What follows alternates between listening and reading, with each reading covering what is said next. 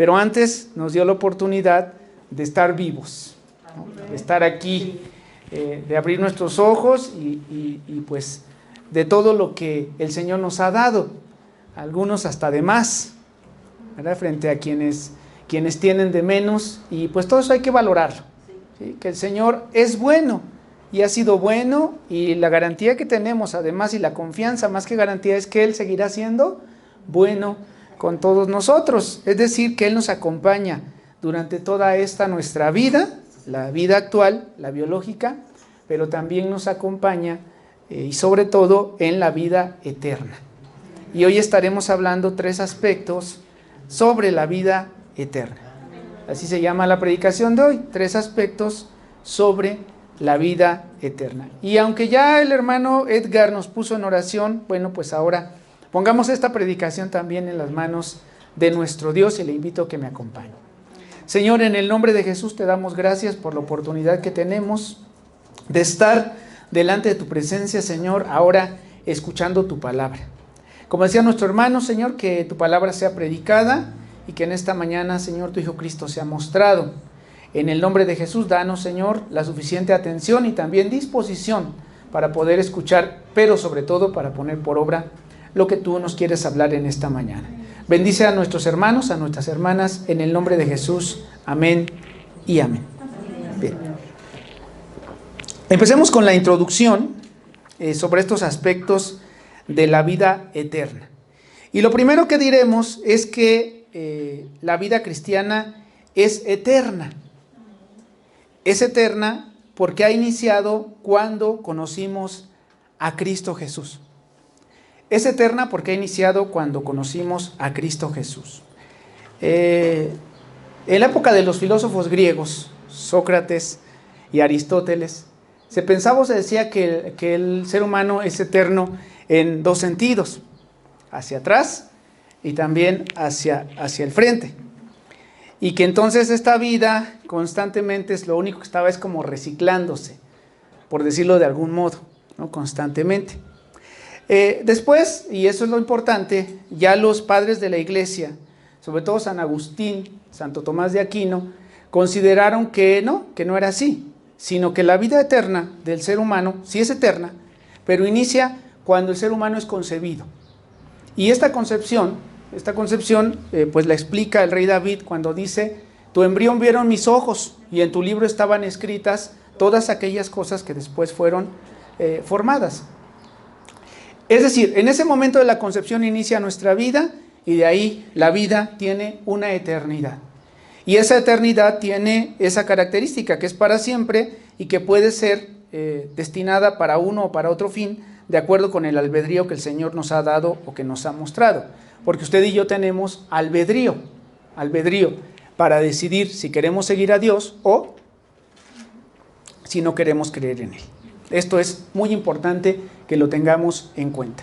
Y bueno, después, sabiendo esto, la palabra de Dios misma dice que cuando creemos en Cristo, iniciamos una vida eterna, que es una vida distinta, es una eternidad distinta que tiene que ver con algo en particular o en específico, que es el conocimiento de Cristo. El conocimiento de Cristo. Y lo vamos a ver más adelante. Este conocimiento de Cristo, que inicia cuando creemos en Él, o cuando venimos a su presencia, Él se nos muestra, y que continúa durante toda nuestra vida terrenal, pero aún después de nuestra vida terrenal, de tal suerte que es para siempre. Es decir, que este camino que hemos tomado, que hemos decidido, no acaba con nuestra vida física, sino que continúa siempre, siempre hasta la eternidad. Estamos con Cristo siempre. No habrá un momento en el que nos separemos de Él. Por eso el apóstol Pablo decía claramente en Romanos: nada nos podrá separar del amor de Cristo Jesús. Ahora, vamos a pensar esto de la vida eterna, porque pues hoy en día se piensa que el cristianismo es un modo de vida, o un modo más de vida, de entre los cuales existen múltiples modos de vida, o es una de las tantas manifestaciones en que podemos vivir. Y ante toda esta diversidad, como lo hemos dicho en otras ocasiones, pero hoy lo puntualizaremos o lo precisaremos mejor, de tantas maneras de ser humano o tantas humanidades, es importante preguntarnos cuáles son los principios de la vida eterna en el cristianismo, o cuáles son algunos elementos de esta vida eterna o de esta vida que el Señor nos ha llamado a vivir. Que no es cualquier vida, sino es la única vida, porque el mismo Cristo dijo: yo soy el camino, yo soy la verdad y yo soy la vida.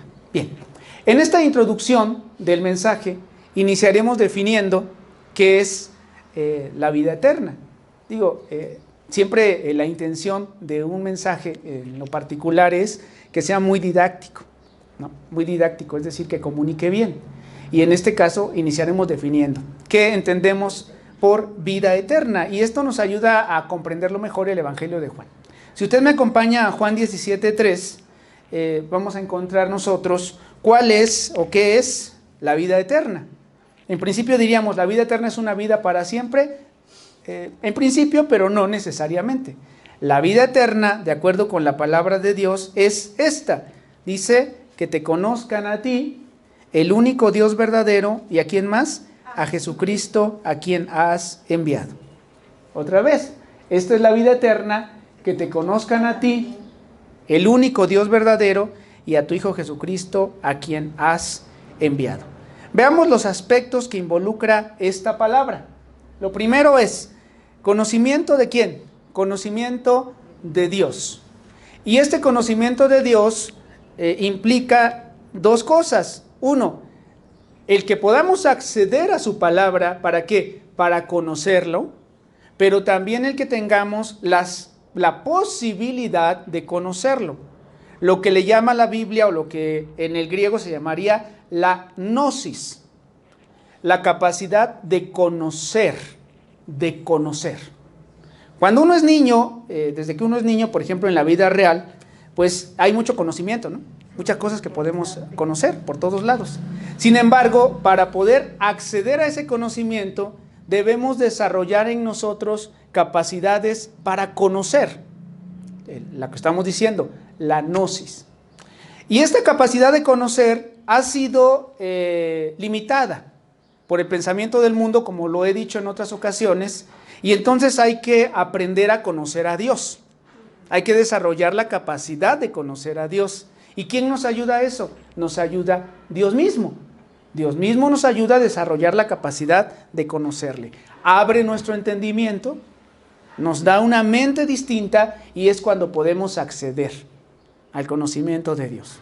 Como que se abre el mundo del conocimiento de Dios, y entonces descubrimos todo lo que Dios nos quiere mostrar, que además es continuo. Ahora, ¿el conocimiento de Dios se acaba con nuestra vida? Tampoco. El conocimiento de Dios es continuo. Estamos continuamente aprendiendo de Dios, aprendiendo de la palabra de Dios. Y aun cuando Él venga y estemos con Él, seguiremos aprendiendo. Seguiremos aprendiendo de Dios. Por otro lado, es el conocimiento de Jesucristo. El conocimiento de Jesucristo. Si uno piensa y uno dice, ¿qué es lo principal que debemos de conocer en esta vida? Es a Cristo Jesús. Usted y yo podemos conocer cualquier otra cosa. Sin embargo, lo más importante en esta vida es el conocimiento de Cristo Jesús, porque Él es la vida eterna, porque Él es el único camino, porque Él es la verdad. Y esto es contundente en la palabra de Dios. Cristo es la verdad. Cristo es el camino y Cristo es la vida. Y 3, también el reconocer que Cristo es el Salvador enviado por Dios. Dotado, dado, ¿no? Regalado por Dios para nosotros, para salvar a la humanidad. Y de esto ya hemos hablado las semanas anteriores mucho, ¿verdad? Hablamos de la obra justificadora, de la obra restitutiva, de la redención, de la obra sustituta, etcétera, de Cristo Jesús. Y decíamos en ese momento, todos los que hablamos, anunciábamos o decíamos algo sobre la santificación, que es el proceso que sigue, el proceso en el cual estamos y en el cual seguiremos estando. ¿Hasta cuándo? Hasta el día de Cristo. Entonces, lo que sigue es la santificación, pero todo eso inicia con un reconocimiento de que Cristo es el Salvador enviado por Dios para nosotros. Cristo es el Salvador. No hay otro nombre dado a los hombres en que podamos ser salvos más que el de Cristo Jesús. Entonces, la vida eterna tiene varios aspectos. Por un lado, es un proceso de aprendizaje continuo, ¿no? Es gradual. Juan lo describía muy bien cuando hablaba de los niños, de los jóvenes y de los viejos. Cada uno tiene un nivel distinto de conocimiento de Dios. ¿Sí? Como que va este asunto, iba a decir genético, pero esa es una palabra que si no se comprenda, un asunto de crecimiento en el cristiano, desde que conoce hasta que va avanzando. Primero se es niño en el cristianismo, ¿no? Luego se es joven y lo que se espera es llegar a ser viejo.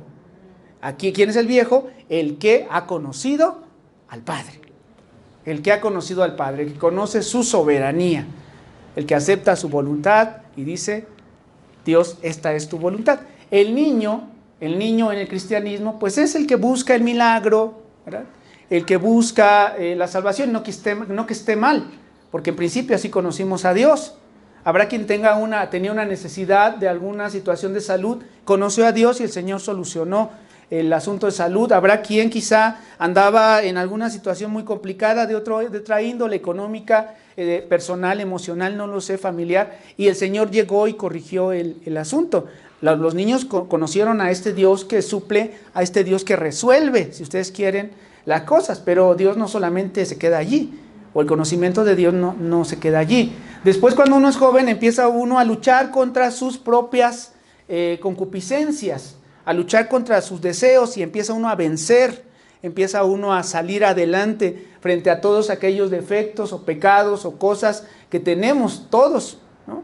Empezamos a vencer eso y entonces los jóvenes empiezan a vencer y hasta que entonces en ese momento empezamos a ser probados y el Señor empieza a refinarnos y ya no salen las cosas a veces como nosotros queríamos y tenemos problemas y dificultades y a veces no llega la solución a como a nosotros se nos ocurría y decimos es que Dios nos ha olvidado. No, es que Dios nos está haciendo crecer, nos está haciendo mejorar, nos está puliendo como al oro hasta llegar a ser padres o a llegar a ser viejos.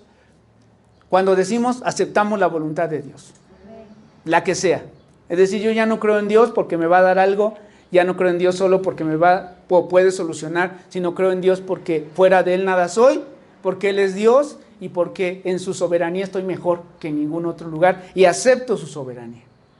Este es un nivel, hermanos, al que tendríamos que llegar, aceptar la soberanía de Dios y aceptar la santa voluntad de Dios. Y lo hemos visto, ¿no? Lo hemos visto. Cuántas cosas han pasado entre ustedes, entre nosotros, y que a veces quisiéramos que las cosas salieran pues de alguna forma y oramos y oramos y seguimos orando y pues resulta que el Señor responde de la manera que Él quiere y no de la manera que nosotros queríamos. ¿Y qué decimos? Gloria al Señor. Amén. Bendito sea el Señor, cantábamos hace rato.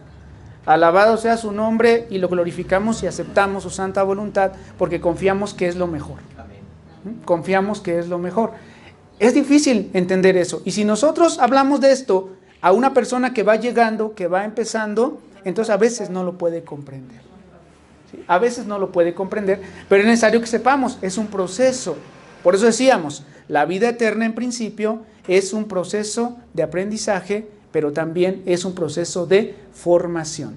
¿Y quién es nuestro maestro en todo ese proceso? Cristo Jesús, pero también la iglesia, también nuestros hermanos. Porque además no es un proceso solo en lo individual. El proceso de crecimiento cristiano no es un proceso solo en lo individual, como lo vamos a ver acá, sino es un proceso sobre todo en lo colectivo. Es un proceso de comunidad, de comunidad. Por eso Cristo no vino nada más Él, ¿verdad? Bueno, aunque sí vino nada más Él, pero formó un grupo de 12 apóstoles. Y a través de esos 12 apóstoles, incluyendo después el apóstol Pablo, pues se desarrolló toda la obra de Cristo. Y el proceso de Cristo es a través de la iglesia. Por eso es que Él viene por la iglesia.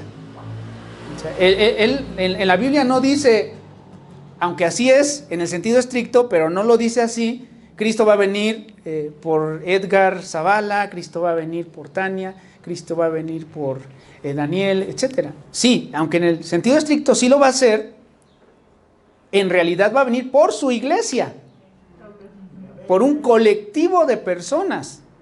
Y cuando Juan, allá en el Apocalipsis, veía todas sus visiones, vio una multitud y describió a la multitud de los redimidos, su iglesia.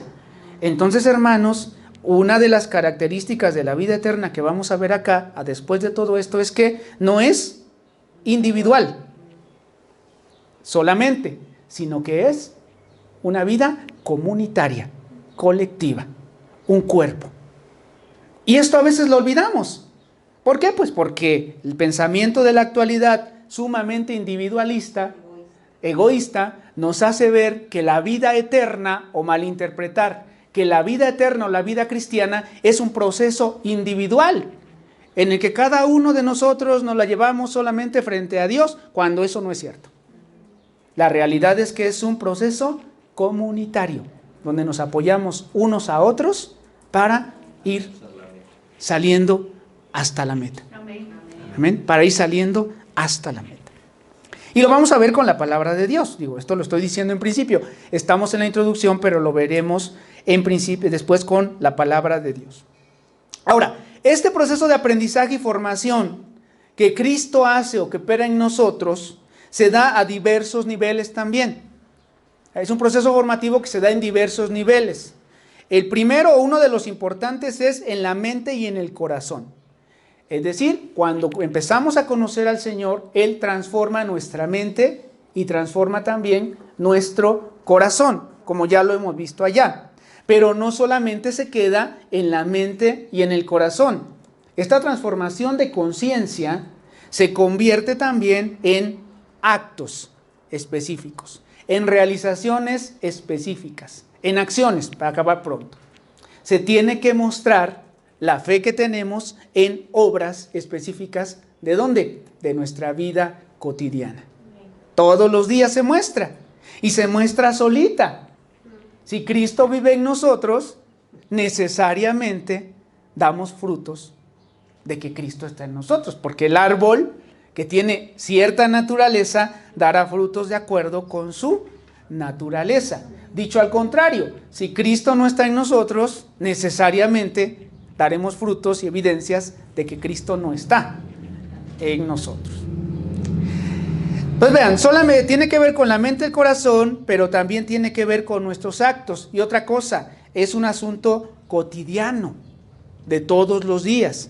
No es una cosa solemne, bueno, aunque en un sentido sí lo es, pero en la realidad tendría que ser una cosa que se vive todos los días. La vida eterna se vive todos los días, en todo momento, y en todo, salud hermana, y en todos los ámbitos de nuestra vida, en todos, se vive la vida eterna. Esto a veces es complicado, porque regularmente, pues en la iglesia que bien fluye la vida de Dios, ¿o no? ¿Sí? Que bien fluye, porque aquí te proclamamos y te exaltamos. Pues sí, porque aquí estamos todos en el mismo sentir. Sin embargo, allá afuera, donde estamos en el trabajo, donde estamos en nuestras actividades diarias, donde estamos en la escuela, etcétera, en la convivencia con otras personas, allí como que las cosas no fluyen tan fácil. No fluyen tan fácil, sin embargo, la palabra de Dios nos invita, y lo veremos también, a que ahí es donde tiene que mostrarse también esta vida eterna, esta vida de Cristo, porque vivimos la vida eterna todo el tiempo y en todos los ámbitos de nuestra existencia, tanto la existencia biológica como la existencia espiritual y la que siga después de nuestra partida. Porque también, hermanos y hermanas, es una realidad que debemos tener presente. Nosotros algún día, todos los que estamos aquí, algún día partiremos con Cristo, ya sea que Él venga o que nosotros nos vayamos, ¿sí? Que nosotros nos adelantemos, pero de alguna manera vamos a estar allá, y hermanos, hay que prepararnos para eso y tener la conciencia de dónde estamos y hacia dónde vamos. La gente que no conoce a Dios dice, es que en esta vida todo se acaba. ¿No dicen así? Entonces, una vez que uno se muere, pues ya se acabó todo. Pues qué bien si eso fuera cierto. La realidad es que no, hermanos. Tenemos nosotros, de acuerdo con la palabra de Dios, y esta es nuestra fe, toda una vida eterna después de eso. Y el asunto es, ¿a dónde nos vamos a ir? ¿Qué vamos a hacer después? A muchos nos gusta prepararnos para todo. Bueno, preparamos para, ay, me toca predicar, ¿verdad? Estoy desde la noche ahí puliendo y todavía llego y ahí le doy una leída, a ver qué le falta, que la coma. Nos preparamos, nos vestimos, etcétera, para todo lo que vamos a hacer en esta vida. También así debemos de prepararnos y vestirnos para recibir a nuestro Dios, para estar con nuestro Dios posteriormente. La idea y lo bueno, hermanos, es que Él es nuestro asesor. Él nos ayuda y nos acompaña en todo momento. Sin embargo, tenemos que prepararnos para lo que sigue y no vivir la vida como si se fuera a acabar todo el día de nuestra partida, sino vivir la vida como un proceso de formación y preparación para lo que viene, que además es mejor. Lo que viene es mejor y esa esperanza nosotros la tenemos. Bien, este proceso lo expresa muy bien Efesios 4:12. Estamos hablando del proceso formativo. Fíjense, la vida eterna como un proceso formativo. ¿Y por qué lo dirá así? Bueno, hermanos, pues porque mi formación es en educación y como me encanta la educación, bueno, pues no puedo evitar, ¿sí? No puedo evitar que eso de alguna manera esté presente en la estructura de lo que estoy hablando. ¿Sí? Es un proceso de perfeccionamiento que Cristo Jesús va operando en nosotros. Dice, a fin de perfeccionar a los santos, ¿para qué? Para la obra del ministerio, para la edificación del cuerpo de Cristo. Ya vamos empezando entonces los por qué, los para qué. O sea, sí es un proceso de edificación, sí es un proceso de formación, pero para algo. Tiene una funcionalidad. Es decir, el Señor no nos llamó aquí nada más para estar ahí de adorno, de ornato, ¿sí? Que además ni adornaríamos nada ahí en la casa de Dios. Sin embargo, no nos llamó para eso. No nos llamó para estar nada más alimentándonos. Nos llamó y sobre todo estamos aquí para ser útiles, para servir en algo. ¿Y en qué servimos? En principio, en la obra del ministerio, pero también, y esto es bien importante, en la edificación del cuerpo de Cristo. Somos herramientas, somos vasos que servimos para algo. Y dice el 13, hasta que todos lleguemos, fíjense qué bonito dice, a la unidad de la fe y del conocimiento del Hijo de Dios. Dice que todos lleguemos a ¿qué? A un varón perfecto, a la estatura, a la medida de la estatura de la plenitud de Cristo.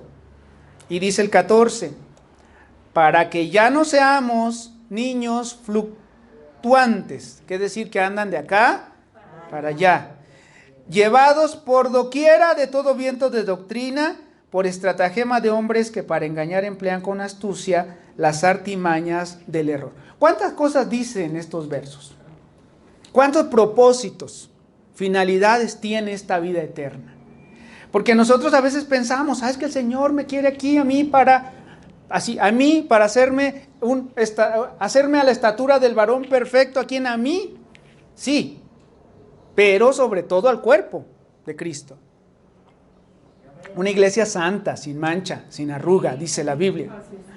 Un cuerpo de Cristo a un varón perfecto, pero sobre todo que esté unido en la fe.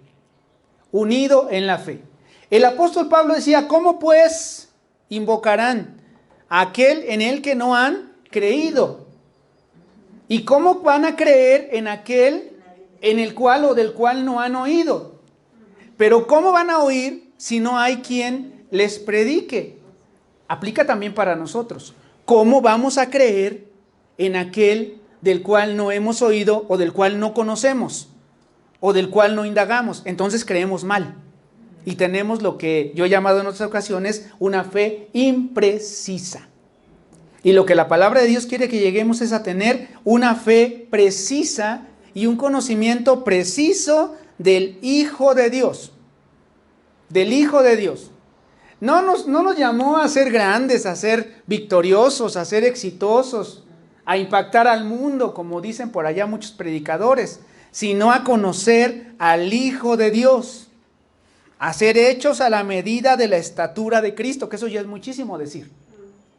Es muchísimo decir, pero en ese proceso estamos. Y sobre todo, a que ya no andemos de acá para allá, dudando. Si es acá, si es allá, si es por acá, si está, ¿quién será? ¿No? Como dice la canción, ¿quién será? ¿No?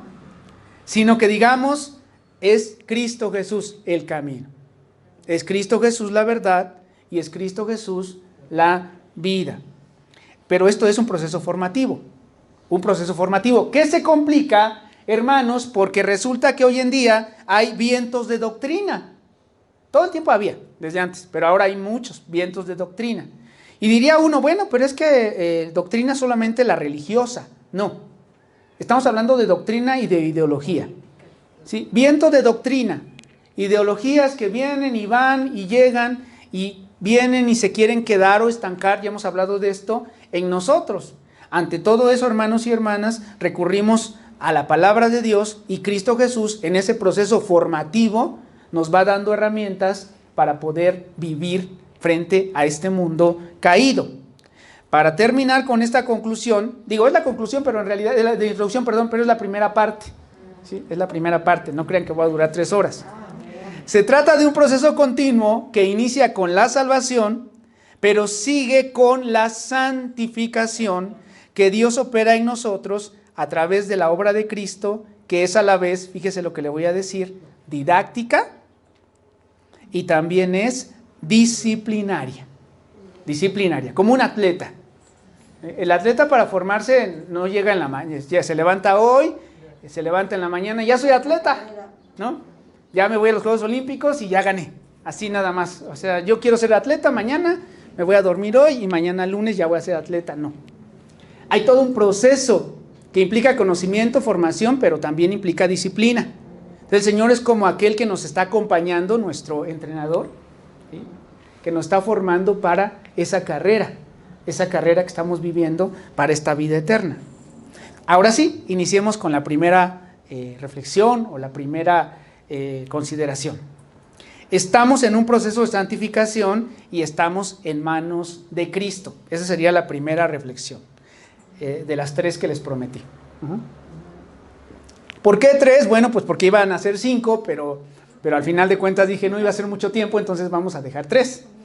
Entonces, primera reflexión, estamos en el proceso de santificación y en manos de Cristo. Uno de los principios del calvinismo, digo, no sé si usted conozca el calvinismo, y si no, les invito a conocerlo. No que sea la base de la fe. Soy calvinista, no. Yo soy de Cristo, ¿no? Pero conozco el calvinismo, evidentemente. Y conozco las otras derivaciones teóricas, filosóficas que existen. Hay tanta filosofía que se generó, sobre todo en la época que le llaman, en la historia de la filosofía, la patrística o la época de los padres de la iglesia, que uno de ellos lo retoma Calvino retoma a San Agustín, a Santo Tomás de Aquino, y bueno, más adelante ya durante la Reforma Protestante, pues Calvino escribe varios libros, escribe un libro que se llama La Institución, sí se llama así, La Institución, y bueno, y entre todo ello, pues él establece algunos principios, varios principios, que son los principios del calvinismo. Ahora solamente hablaremos de uno, que es la perseverancia de los santos. La perseverancia de los santos, dice Calvino, si Dios intenta revelar la salvación en Cristo a los corazones de esos a quien Él escogió salvar, entonces Dios proveerá, fíjense, el medio de hacerlo efectivamente. Déjeme que pase Chedraui, ya sé que cuesta menos. ¿Sí? Me regreso. Si Dios intenta revelar la salvación en Cristo a los corazones de esos a quien Él escogió salvar, entonces Dios proveerá el medio de hacerlo efectivamente. Ahora, si por consiguiente, habiendo ordenado para salvar, murió para salvar y llamó a la salvación a esos quienes nunca podrían salvarse a sí mismos, Él también preservará a los salvos para la vida eterna, para la gloria de su nombre. Esto dice el calvinismo. El calvinismo dice, bueno, la gracia es irresistible, de tal manera que nosotros no podíamos dejar de creer porque el Señor nos trajo. Y el Señor además nos dio esa capacidad de creer. Y también, así como nos dio la capacidad de creer, Él mismo nos va a llevar en todo el camino hasta la vida eterna. De modo que cuando estemos allá en el cielo, dice nuestro querido hermano Tomás en alguna predicación, decía, de tal manera que cuando estemos en el cielo, Él no se va a sorprender de que llegamos al cielo. ¡Ay, qué sorpresa! ¿Lo lograste? No, porque Él nos llevó allá. ¿Sí? Eso dice el calvinismo. Y yo lo creo así. Habrá quien no. Sin embargo, hermanos, la palabra de Dios dice que aquel que comenzó la buena obra en nosotros será fiel en completarla. Bien. Entonces, Calvino lo dice así, que Él preservará a los santos, Él les ayudará a llegar, Él mismo dará los medios efectivos para que podamos estar allá. Ahora, es muy importante este principio, porque significa que nuestro Dios nos va a llevar por el camino nuevo y vivo que Él mismo nos ha trazado, nos va a ayudar a seguirlo hasta ser formados, como dice Efesios, en este perfeccionamiento, en este proceso formativo que ya he estado refiriendo, pero también esto servirá aquí para edificación de la iglesia, pero no solamente aquí, sino también allá. Porque también hay que decirlo de esta forma, la iglesia no es una institución que se acabe cuando Cristo venga, al contrario, es una institución que se fortalece cuando Cristo venga. El que seguirá allá seguiremos siendo la iglesia de Cristo. ¿Cómo va a funcionar? Pues solo el Señor sabe, pero al fin de cuentas va a seguir la iglesia de Cristo. Estamos aprendiendo aquí, por eso Él quiere unidad de la fe, Él quiere un mismo sentir, Él quiere unanimidad, Él quiere una iglesia conforme a su voluntad. ¿Para qué? Para que siga funcionando como Él quiere que funcione. En este proceso de perfeccionamiento, el Señor, si bien nos está formando a nosotros, también está formando a la iglesia, al cuerpo de Cristo. Y nosotros, los que estamos acá, nos convertimos en servidores y colaboradores de los santos, colaboradores de Cristo. Usted y yo somos hermanos, sí, pero sobre todo somos colaboradores para Cristo, para el cuerpo de Cristo. Y eso significa o tiene que ver con colaboradores de unos con los otros. Nos apoyamos unos a otros. Esta quizás es la conciencia y es el centro de este mensaje. El asunto de la colaboración de unos con los otros. Como verán ustedes, estamos viendo la vida eterna ya no solamente desde un punto de vista individual, sino en el punto de vista comunitario y colectivo, que creo yo, hermanos, que todos debemos desarrollar esa conciencia y por tanto la acción de que somos un cuerpo en Cristo Jesús. Dice la palabra de Dios entonces que Él nos ayuda, Él nos va fortaleciendo, y dice Filipenses 1:6, el que comenzó en vosotros la buena obra, la perfeccionará hasta el día de Cristo. Y aquí nos saltamos del calvinismo. Ahora ya no es lo que dijo Calvino, sino ahora es lo que dice la palabra de Dios. El que comenzó en nosotros, en vosotros, la buena obra, la perfeccionará hasta el día de Cristo.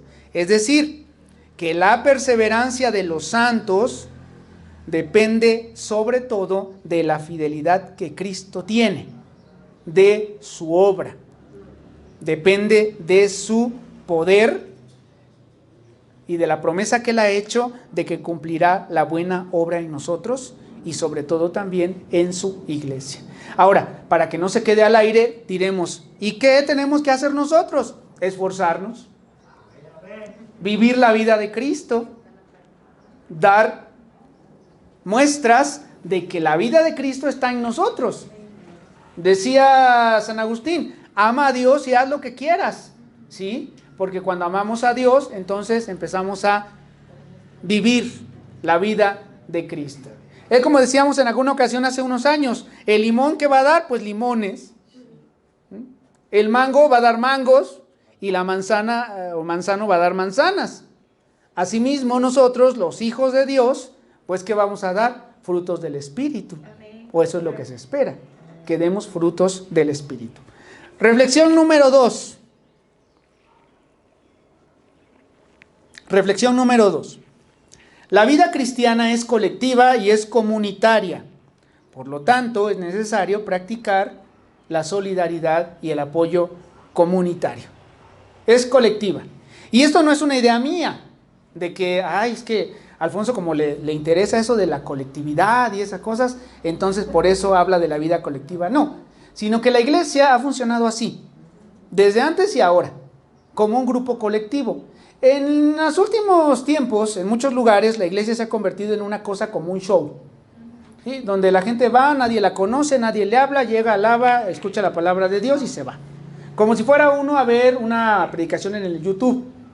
Digo, nada que ver con quienes están del otro lado, evidentemente, pero como si fuera uno a ver una película en el cine o a un concierto donde uno entra, se divierte, se distrae, entendido eso como alaba a Dios, escucha la palabra de Dios de un gran predicador que es de esos que hacen show también, y entonces ya después de entre tantos miles y millones de personas, miles que hay ahí, lleno, pues ya se retira uno y nadie supo ni quién era, ni qué hacía, ni cómo se llamaba, pero ya cumplió, ya satisfizo su necesidad de alabar a Dios, dentro de todas las otras necesidades que pueda uno tener en la vida.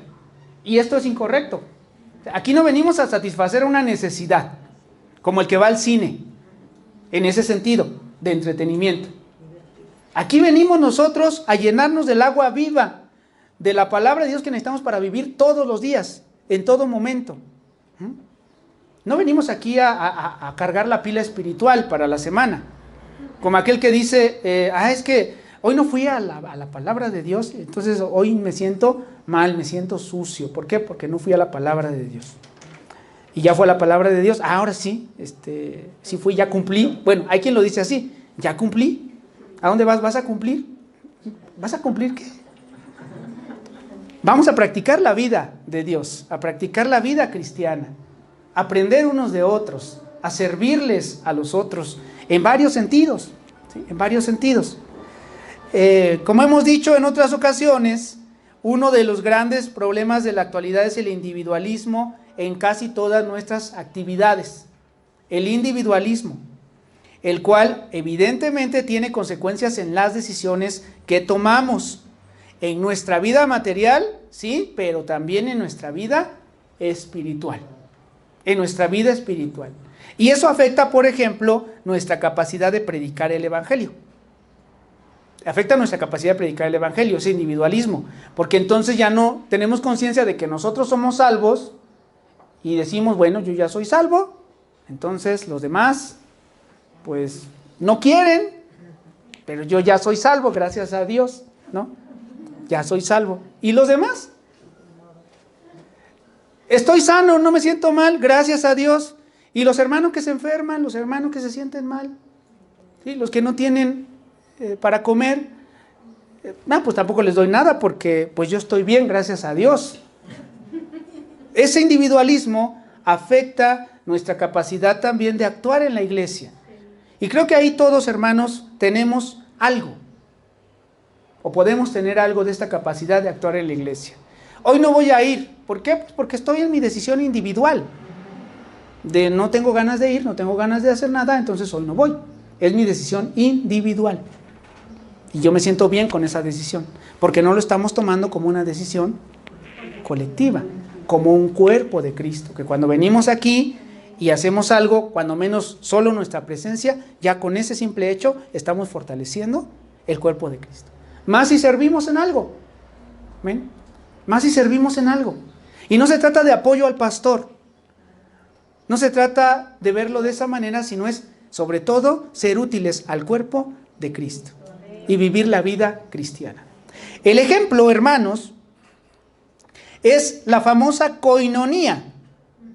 La famosa koinonía que va frente o que se puede oponer al interés individual de las personas o de los hermanos. La koinonía tiene que ver con la participación en lo común, la comunión, y también tiene que ver con la unión o con la relación entre personas.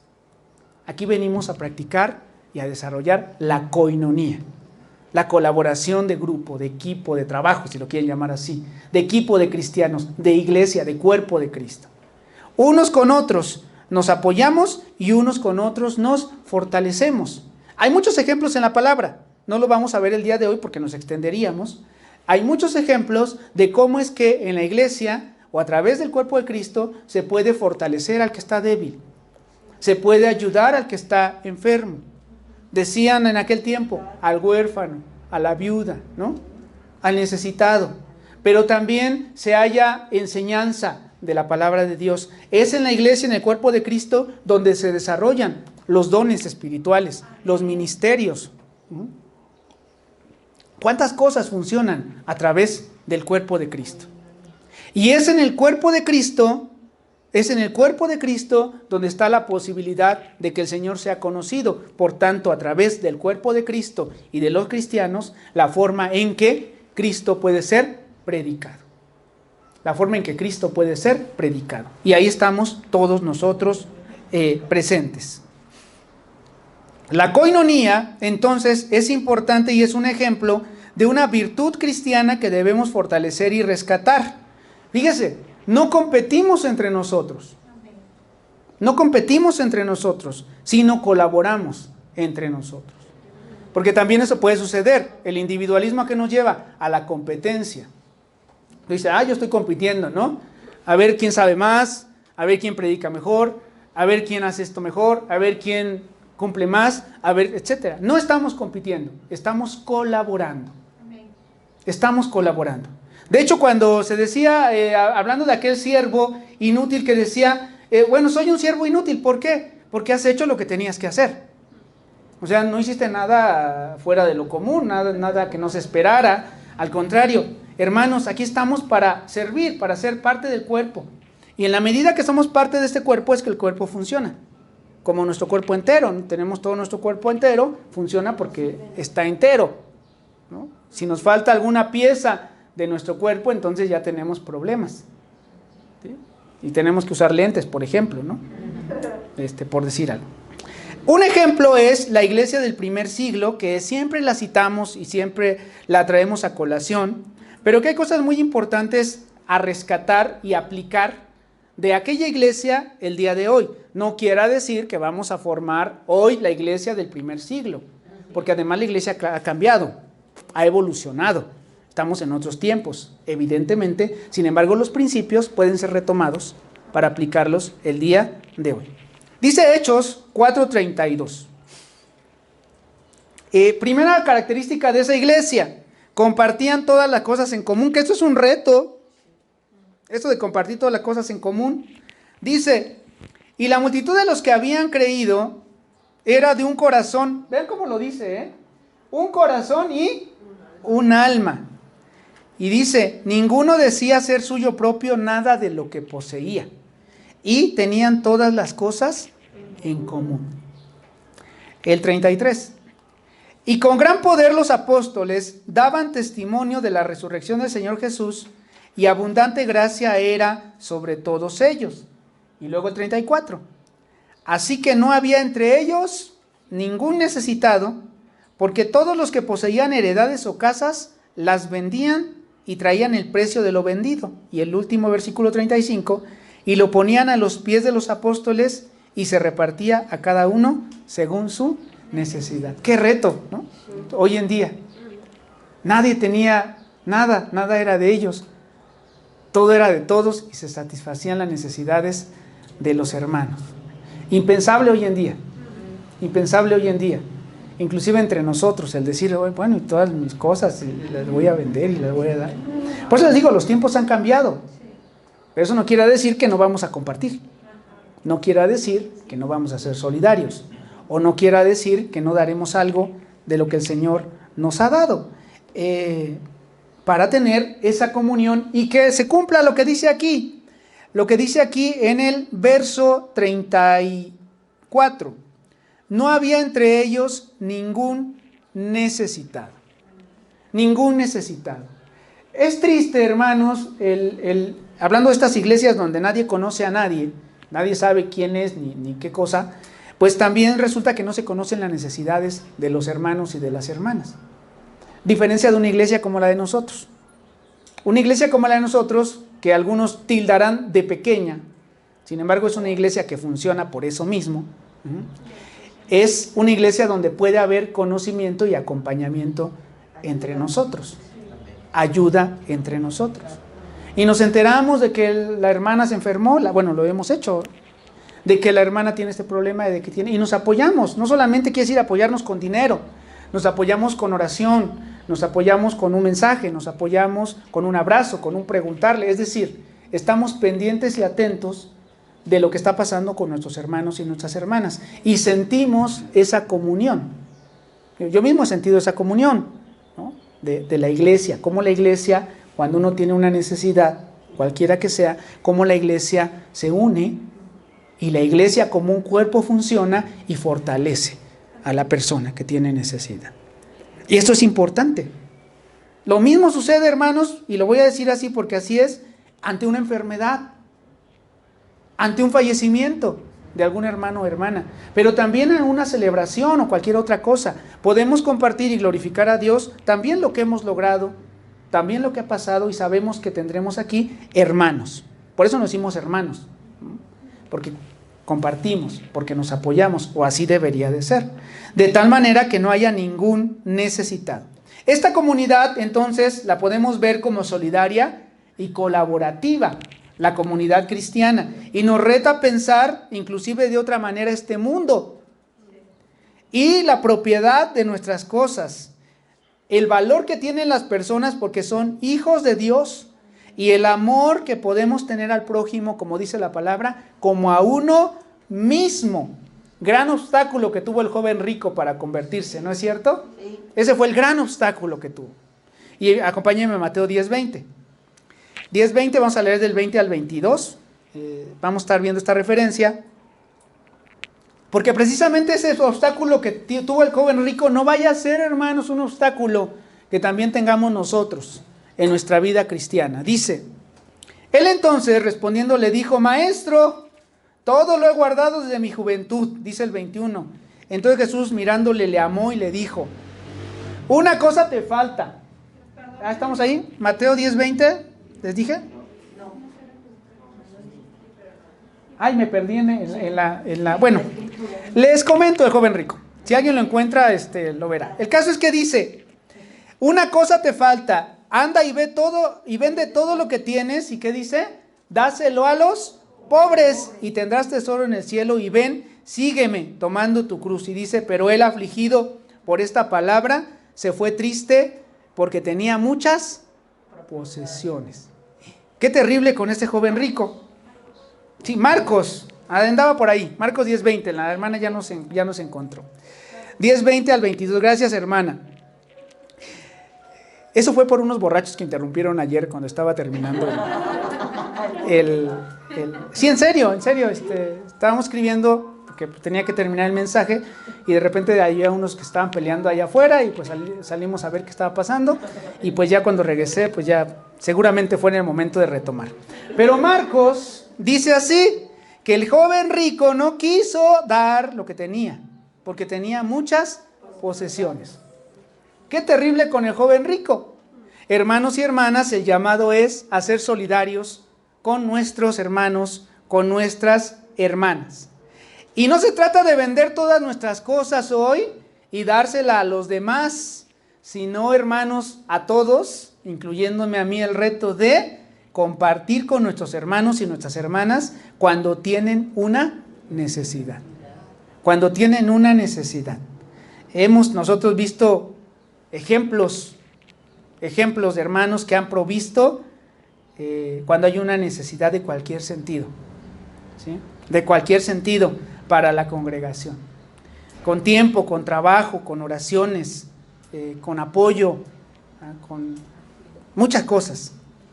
Esto permite, hermanos, el avance de la obra del evangelio. Y ojo, no es un intercambio comercial.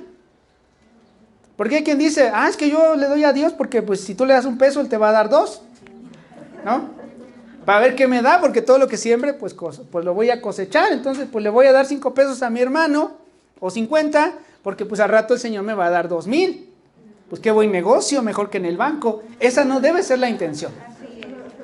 Esa no debe ser la intención. Lo que haga una mano dice que no lo sepa la otra mano. Se hace con el interés de ayudar. Nada más. Sin esperar nada a cambio. El Señor nos puede dar o no nos puede dar como Él quiera. Al final de cuentas, hermanos, nosotros seamos solidarios con los demás. No se trata tampoco de una labor altruista, como lo hacen en el mundo. Una labor altruista para sentirme que estoy haciendo algo por los pobres y necesitados de este mundo. Es amor a nuestros hermanos. Amor a nuestros hermanos. Y hay muchos ejemplos. Usted y yo seguramente nos estamos acordando de alguien, algún hermano que nos ha ayudado, de algún hermano que nos ha tendido la mano, o de varios hermanos. Hermanos, eso es bueno y eso es parte de lo que debe ser en la iglesia. Entonces, no es un intercambio comercial, sino un acto desinteresado de apoyo que proviene solamente del amor que Cristo ha depositado en nosotros. Ahora, estos hermanos de la iglesia daban testimonio de todo esto también a través de la predicación. Ellos predicaban todos los días, dice la palabra de Dios, por el templo y por las casas, no cesaban de enseñar y predicar ¿a quién? Predicar a Cristo Jesús. Y también desarrollaban un evangelio práctico a través de su hacer. Mostraban a Cristo a través de su hacer. La pregunta es, mi hacer, su hacer, nuestro hacer, ¿muestra a Cristo Jesús? Tendría que mostrarlo. Sí, ahora no, es que no lo muestra, ya mejor me voy a aventar por la ventana porque mi hacer no muestra a Cristo Jesús. Hermanos, estamos en el proceso formativo, en ese proceso de cambio. Sin embargo, eso es lo que se espera. Que nuestro hacer, que nuestro actuar muestre a Cristo Jesús. Y más el actuar de la iglesia. Vean ustedes cómo a los primeros cristianos en Hechos 11:26. En Hechos 11:26 se habla de los primeros cristianos. Y bueno, se congregaban allí, etcétera, enseñaban a mucha gente. Vean todo lo que hacían. Y entonces, como eran como Cristo, pues, ¿cómo les pusieron? Cristianos.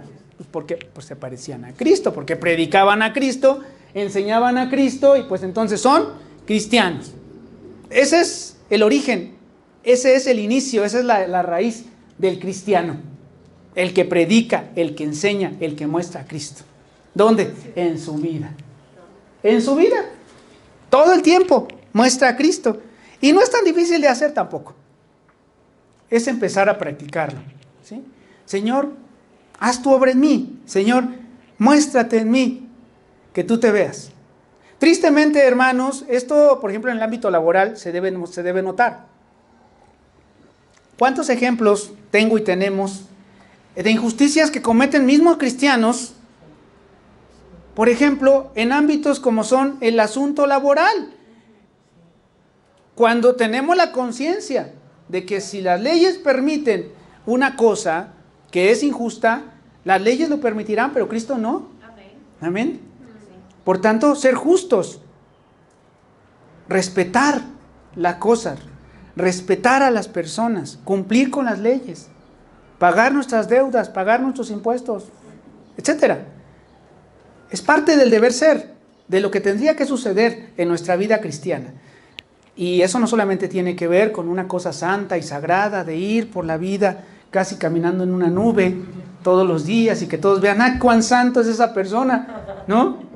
No es ese reflejo de Cristo el que se está pensando, porque ni Cristo era así, sino es el reflejo de otra cosa, de una vida que respeta, de una vida que cumple, de una vida que refleja la vida de Cristo.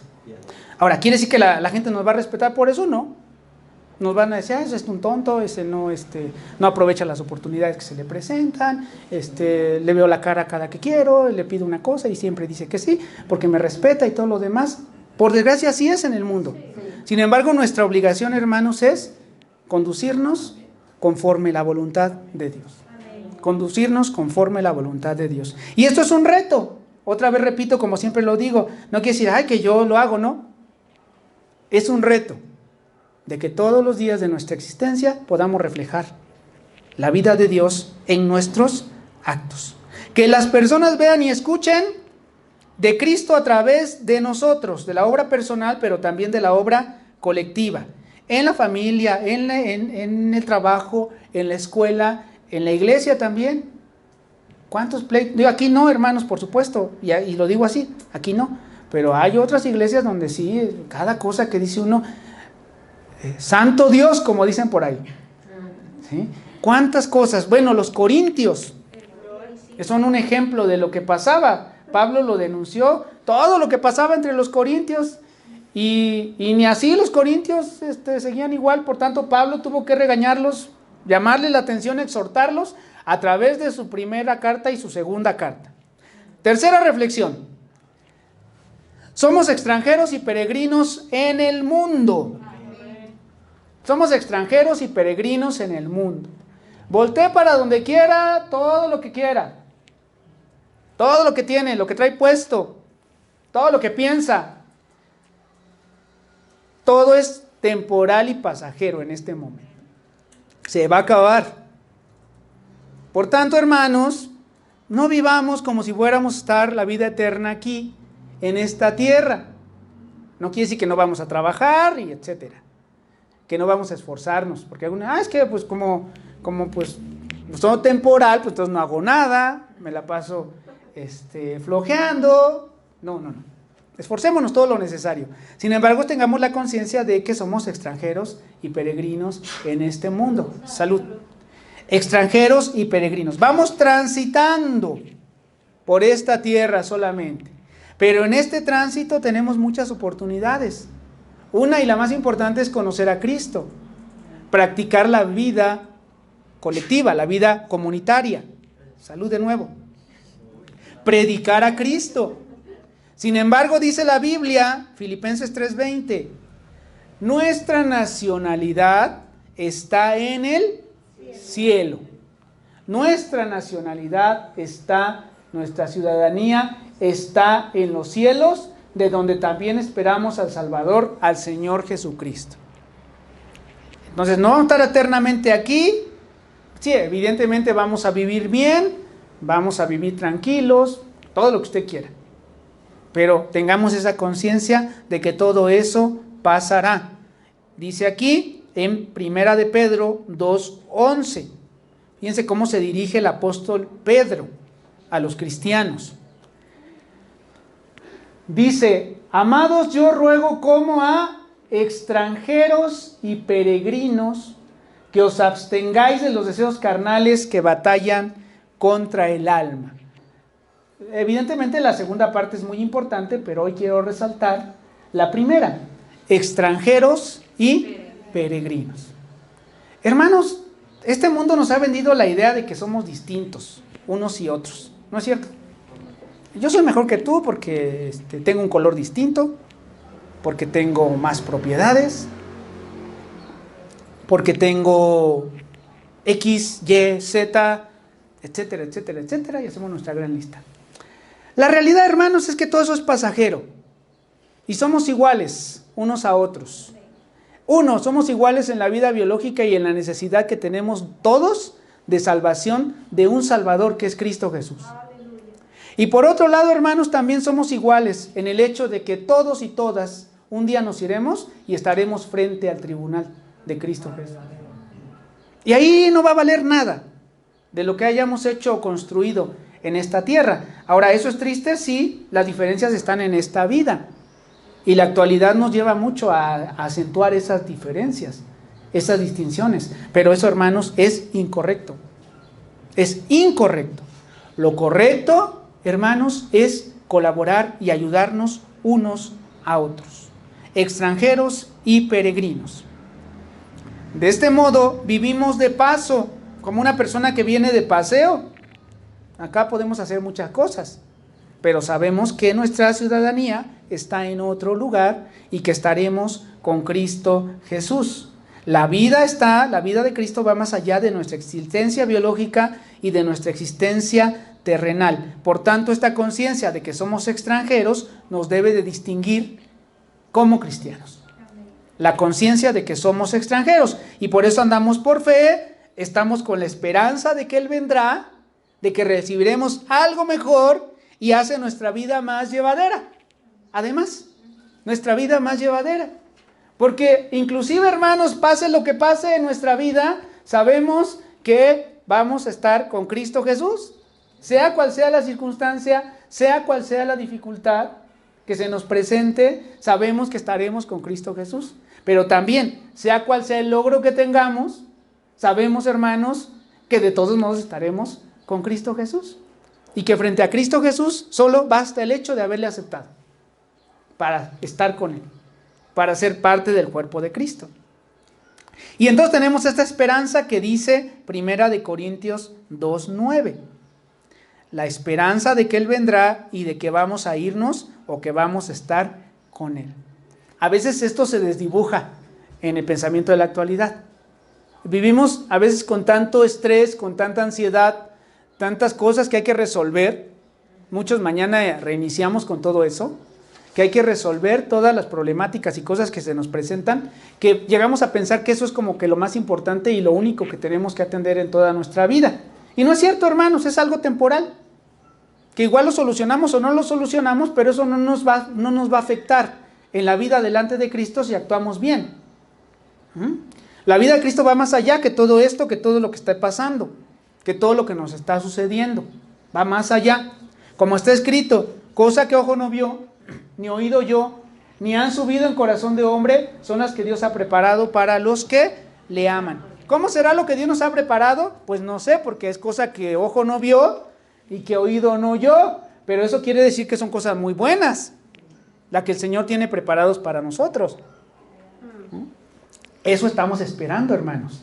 El Señor nos dará mejores cosas que las que tenemos en la actualidad. Y si ya de por sí lo que tenemos en la actualidad es bueno, porque gracias a Dios por todo lo que nos ha hecho pasar, porque todo ha sido en su voluntad, imagínense, hermanos, usted y yo lo que nos encontraremos después. Si ya nos gozamos, si estamos contentos cuando estamos alabando a Dios, cuando estamos acá congregados y estamos haciendo lo que a Dios agrada, ¿qué más será ya, hermanos? Cuando estemos con Él, pues más alegría, más gozo, lo mejor de lo mejor. Por eso decía, nuestros hermanos o hermanas que se han ido, es increíble ver cómo se van. Digo, se van con gozo. Nosotros somos los que nos ponemos tristes, evidentemente, pues sí, cómo no ponernos tristes, pero ellos se van con gozo. Decir, ya me voy, no me detengan, no, yo ya me voy, ya llegué. Es increíble porque eso es lo que estamos esperando en realidad. Eso es lo que estamos esperando en realidad. La esperanza que tenemos de que el Señor nos dará cosas mejores. Aquella famosa palabra que no repetimos mucho, pero que debemos de tener presente, que es Maranata. El Señor vendrá, el Señor viene. El Señor viene, y viene ¿por quién? Por su iglesia, y viene por nosotros. Y eso es esperanzador para todos nosotros. El Señor viene. Por tanto, no me detengo mucho en la tierra, sino que ya tengo mis maletas listas. ¿Ah? Como cuando alguien se va a ir ya de viaje y ya va al aeropuerto y ya está esperando nada más que vengan por él o por ella. Y dice, ahí viene, ¿para qué? Para llevarme al aeropuerto. Ya me voy. El Señor viene. En un mundo, hermanos, sin rumbo y sin esperanza, que no sabe a dónde va, el decir, nosotros sí sabemos a dónde vamos, porque vamos con el Señor. Y el Señor viene. Primera de Tesalonicenses 4, 16 y 17. Y ya vamos cerrando. Ya pasaron las reflexiones y ahora vámonos al 16 y 17. Dice, porque el Señor mismo, con voz de mando, con voz de arcángel y con trompeta de Dios, descenderá del cielo, y los muertos en Cristo resucitarán primero. Luego nosotros, los que vivimos, los que hayamos quedado, seremos arrebatados juntamente con ellos en las nubes para recibir al Señor en el aire. Y fíjese, y allí estaremos para siempre con el Señor. Allá vamos. Allí estaremos para siempre con el Señor. Por tanto, hermanos, no se complique tanto la vida terrenal. Sí hay que resolver las cosas, evidentemente. Sí hay que sobrellevar, hay que buscar estar mejor. Eso, hermanos, creo que todos lo entendemos. Pero no nos detengamos tanto en esto que es temporal. ¿Cuánta gente guarda rencores de 50, 60 años? Que también son temporales. No nos detengamos tanto en eso. Algún día, hermanos, el Señor volverá y estaremos siempre con Él. Y ahí sí detengámonos. En eso de la vida eterna, en el conocimiento de Cristo, ahí sí detengámonos. Porque eso, hermanos, en la realidad de nuestra vida, es lo único que nos vamos a llevar. Todo el conocimiento de Cristo Jesús. Todas esas experiencias, todo eso que el Señor nos ha dado, es lo que en realidad nos llevaremos y que estará presente con nosotros todo el tiempo. Todo ese conocimiento de Dios. Conclusión. Nuestra vida cotidiana debe ser un reflejo de la vida de Cristo. Si hemos decidido seguir un camino, esforcémonos por vivirlo de acuerdo con la voluntad de Dios. Ahora, esto se logra con el apoyo del Señor. Por tanto, pidámosle a Él guianza para seguir ante cualquier situación sin poner los ojos en la tierra ni amar de más al mundo o a las cosas. Es mejor escribirlo porque creo que queda mejor. Sigamos adelante hasta lograr la meta y el galardón. No desmayemos ni claudiquemos, sino al contrario, aprendamos a andar como viendo al invisible, con fe, así como lo hicieron en Hebreos. Léase usted Hebreos, ahí está la galería de la fe. Hebreos 11 nos da ejemplos de cómo es la fe, que anduvieron sin recibir lo que tanto se les había dicho, pero confiando en que lo recibirían. Así también usted y yo, hermanos, confiando en que lo recibiremos. La actualidad demanda también de nosotros, hermanos, ser ejemplo y luz del mundo para las generaciones, sobre todo en esta generación tan oscura, tan confusa. Nosotros no podemos estar también allí, por tanto, tendremos la responsabilidad de ser luz del mundo y sal de la tierra. No debemos ni podemos en este momento esconder esa luz o esa sal. Vayamos por último, hermanos, a Mateo 5:13 y quedémonos pensando en lo que dice ahí. 5:13 y 14, vamos a empezar. Vosotros sois la sal de la tierra, pero si la sal se desvaneciere, ¿con qué será salada? No sirve más para nada, sino para ser echada fuera y hollada por los hombres. Y dice luego el 14, vosotros sois la luz del mundo. Una ciudad asentada sobre un monte no se puede esconder. 16, así alumbre vuestra luz delante de los hombres. ¿Para qué? Para que vean vuestras buenas obras y glorifiquen a vuestro Padre que está en los cielos. Por tanto, hermanos, la invitación hoy es a vivir realmente el Evangelio y a procurar impactar en la vida de otras personas a través de la predicación, pero también de la práctica del mismo, del buen testimonio, para que las personas vean a Dios actuando en nuestros actos. Es, creo yo, un reto para todos y algo con lo cual, hermanos, quisiera que nos quedáramos reflexionando. Les invito a que nos pongamos de pie y vamos a pedirle a nuestros hermanos músicos que nos acompañen con una alabanza y mientras reflexionemos un momento sobre lo que hablamos el día de hoy. Señor, en el nombre de Jesús, te damos gracias por esta oportunidad que nos has dado de reflexionar en tu palabra, que en principio, Señor, habla a mi vida, pero que también, Señor, es una enseñanza que tú das el día de hoy a tu iglesia, al cuerpo de Cristo. En el nombre de Jesús te pido que bendigas a los hermanos aquí presentes y también a quienes están de manera virtual. Señor, ayúdanos a ser transformados y a vivir tu vida todos los días, Señor, de nuestra existencia.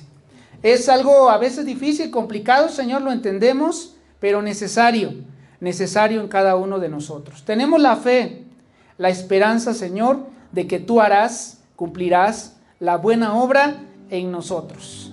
Tú la empezaste y tú serás, Señor, fiel en completarla en cada uno de nosotros, para ser hechos como iglesia y también como cristianos a la imagen del varón perfecto que es Cristo Jesús. En el nombre de Jesús, amén y amén.